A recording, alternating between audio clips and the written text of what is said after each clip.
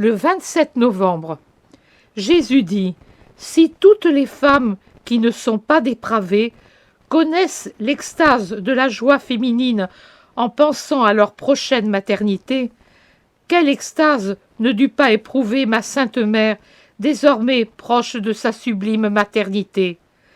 La maternité bien comprise est le sommet de l'amour, plus intense que l'amour qui unit les enfants d'un même berceau, plus chaste que l'amour qui unit de chair. L'amour maternel, lorsqu'il est juste, est l'amour complet, parfait et plus élevé que les amours de la terre. Mais Marie n'était pas seulement la créature qui aime l'enfant se formant en elle, fruit d'un double amour de créature. Marie aimait Dieu en son Fils, venu à elle avec sa volonté, son amour, son obéissance pour se faire chair de sa chair. Elle regardait son ventre inviolé et le voyait comme le ciboire du Dieu vivant. Elle sentait un autre cœur qui battait, et elle savait que c'était le cœur d'un Dieu fait chair. Elle anticipait par son désir le moment où elle ferait de ses bras mon autel, pour la première offrande de l'hostie du pardon. Et elle se jurait de m'aimer, comme elle seule, sans le poids de la faute, pouvait m'aimer, pour réparer à l'avance ce qui déjà faisait pleurer ses yeux et saigner son cœur, les tortures de ma mission de rédempteur. Si c'est l'usage chez les êtres pieux d'accomplir une retraite spirituelle à la veille d'un événement important pour eux, afin de mieux connaître la volonté du Seigneur et d'être digne de sa bénédiction sur l'œuvre qui est sur le point de commencer, vous pouvez bien comprendre que cette créature déjà parfaite dans l'oraison se soit entourée de voiles mystiques pour s'isoler dans une retraite spirituelle qui s'approfondit au fur et à mesure que s'approchait l'accomplissement de l'événement. Marie fit le voyage de Nazareth à Bethléem comme si elle était enfermée dans une mystique clôture, ouverte seulement vers le ciel qui s'approchait pour la couvrir de toutes ses splendeurs, ses théories d'anges, ses harmonies célestes, comme d'un baldaquin royal piqué de bijoux. Elle était déjà en extase, et voyant passer un homme silencieux qui menait par la bride un petit âne chevauché par une jeune fille, tout absorbée dans sa pensée intérieure, la foule s'écartait, car il semblait qu'une lumière se dégageât de ce groupe et qu'un parfum céleste flotta derrière lui. Et on ne pouvait s'expliquer pourquoi les plus pauvres de cette foule semblaient des rois devant lesquels la multitude se partage en hommage comme les vagues de la mer que sillonne un majestueux navire. C'était l'étoile des mers qui passait, le navire portant la paix qui passait au milieu de la guerre du monde, la victorieuse qui passait là où Satan avait rampé, afin de nettoyer la voie au Seigneur qui venait réunir le ciel et la terre.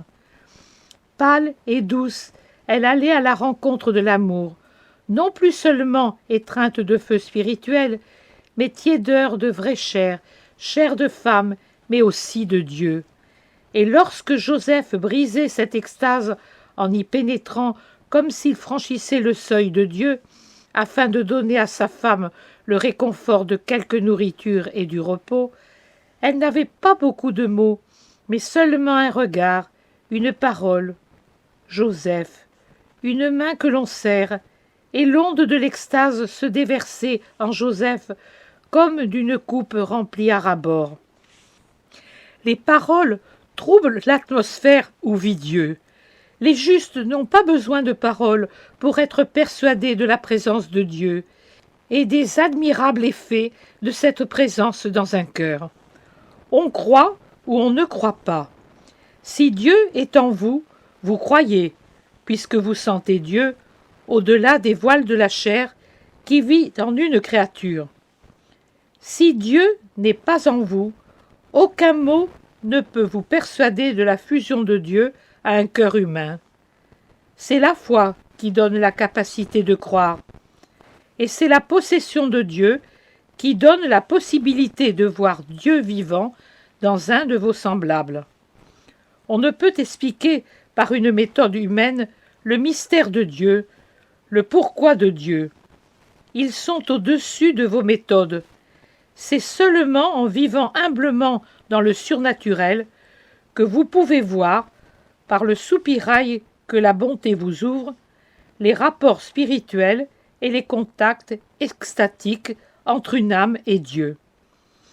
Telles des étincelles dansant dans un incendie, les créatures que Dieu a choisies pour l'extase vivent dans une fête de splendeur, dans un rugissement de flammes divines, dans une fusion perpétuelle de l'étincelle à la flamme pour vivre toujours plus, s'allumer et allumer.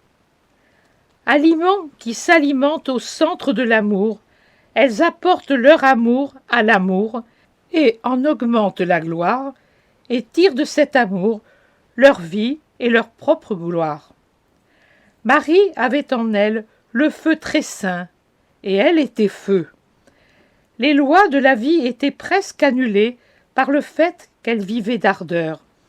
Et elle s'annulait d'autant plus que l'incendie s'approchait pour se muer en chair nouvellement née, de sorte qu'au moment bienheureux de mon apparition en ce monde, elle sombra dans l'extase, dans la splendeur du centre du feu dont elle émergea, en portant dans ses bras la fleur de l'amour, passant des voix de la flamme divine aux mélodies angéliques, du rutilement de la Trinité contemplée jusqu'à la fusion à la vision des cœurs des anges, descendus pour annoncer à la terre l'événement et lui faire la promesse de paix, et pour former un cortège autour de la mère reine, la mère du roi des rois.